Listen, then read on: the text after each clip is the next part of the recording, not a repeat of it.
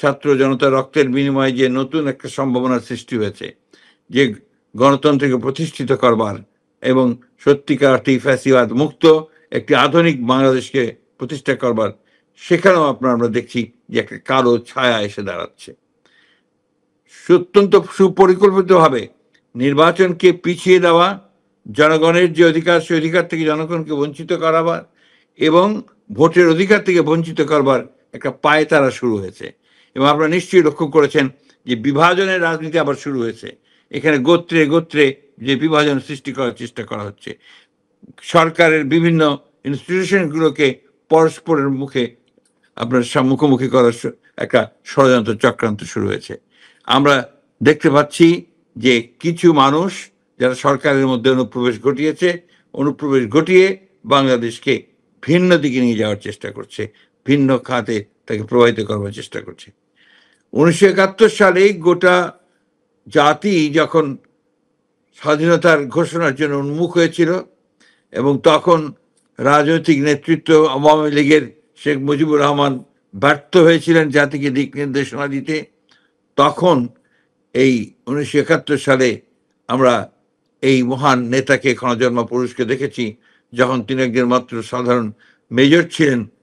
চট্টগ্রামের কালুঘাট কেন্দ্র থেকে তিনি স্বাধীনতার ঘোষণা দিয়ে গোটা জাতিকে স্বাধীনতা যুদ্ধে ঝাঁপিয়ে পড়ার জন্য অনুপ্রাণিত করেছিলেন। শুধু তাই নয়, তিনি নিজে দীর্ঘ 9 মাস সংগ্রাম করেছেন, লড়াই করেছেন, নেতৃত্ব দিয়েছেন এবং পরবর্তীকালে যখন ছাত্র এবং সিপাহীদের জনতার একটা যৌথ বিপ্লবের মধ্য দিয়ে তাকে রাষ্ট্র পরিচালনার দায়িত্ব দেওয়া হয়েছে, তখন তিনি এই রাষ্ট্রের প্রথম সংস্কারগুলো শুরু করেছিলেন।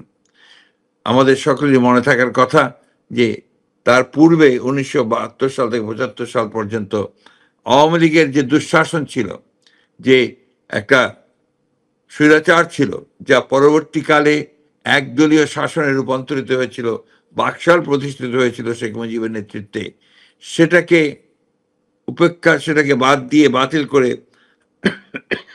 জনগণের সমর্থনে তিনি বহুদলীয় গণতন্ত্রের প্রবর্তন করেছিলেন। এবং এই বহুদলীয় গণতন্ত্রের প্রবর্তন করার ফলেই গোটা বাংলাদেশের যে রাজনৈতিক যে কাঠামো, সে কাঠামোর পরিবর্তন হয়েছিল।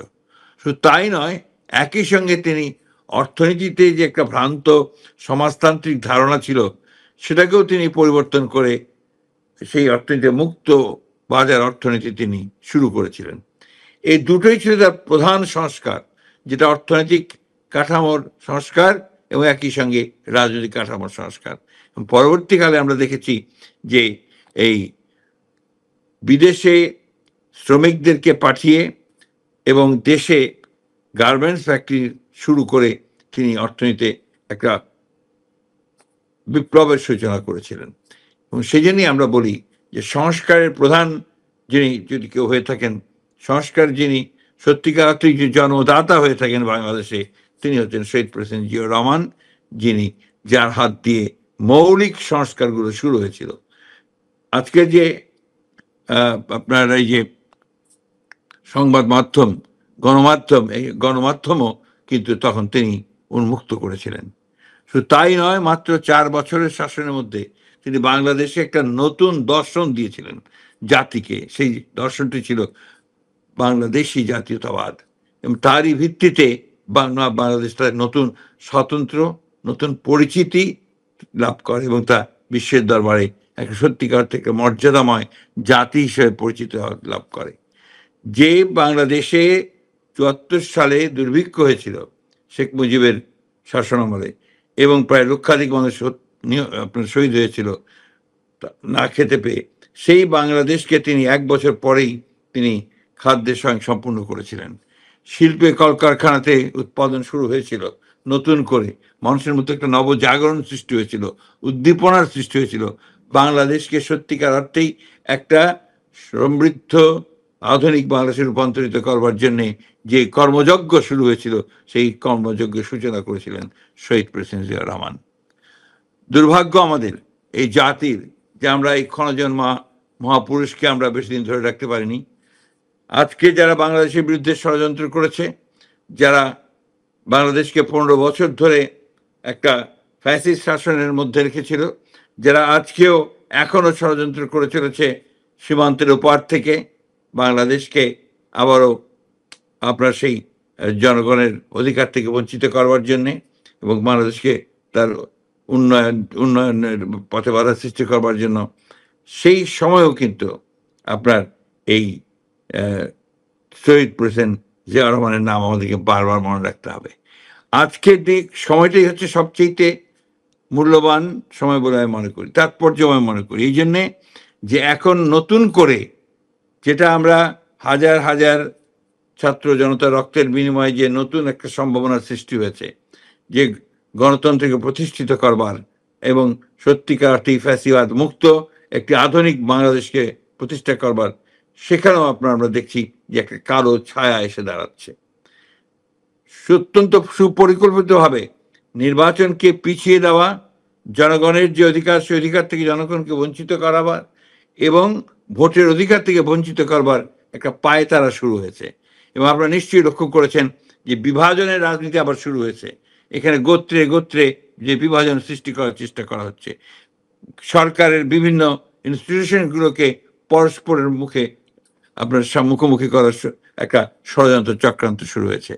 আমরা দেখতে পাচ্ছি যে কিছু মানুষ যারা সরকারের মধ্যে অনুপ্রবেশ ঘটিয়ে বাংলাদেশকে ভিন্ন দিকে নিয়ে যাওয়ার চেষ্টা করছে, ভিন্ন খাতে তাকে প্রভাবিত করবার চেষ্টা করছে। বাংলাদেশ জাতীয়তাবাদী দলের উপরে সবসময় গুরু দায়িত্ব এসে পড়ে। সেই দায়িত্বটি হচ্ছে গণতন্ত্রকে প্রতিষ্ঠা করবার দায়িত্ব। সেই দায়িত্ব হচ্ছে বাংলাদেশকে আবার নতুন করে গড়ে তুলবার দায়িত্ব। সেই দায়িত্ব হচ্ছে শহীদ প্রেসিডেন্ট জিয়া রহমান যে স্বপ্ন দেখেছিলেন, আমাদের দেশনেত্রী বেগম খালেদা জিয়া যে স্বপ্নকে বাস্তবায়িত কাজ করতে শুরু করেছিলেন, এখন যে তরুণ নেতা নতুন স্বপ্নের মধ্য দিয়ে বাংলাদেশকে গড়ে তুলতে নেতৃত্ব দিচ্ছেন আমাদের ভারপ্রাপ্ত চেয়ারম্যান তারেক রহমান সাহেব, তাদের সমস্ত স্বপ্নগুলোকে, বাংলাদেশের আশা আকাঙ্ক্ষা, মানুষের আশা আকাঙ্ক্ষাগুলোকে বাস্তবায়িত করবার জন্য আজকে বিএনপির প্রতিটি নেতা কর্মীকে অত্যন্ত সজাগ এবং সচেতনভাবে তাদেরকে কাজ করতে হবে এবং রুখে দাঁড়াতে হবে যে কোনো ষড়যন্ত্র চক্রান্তের বিরুদ্ধে।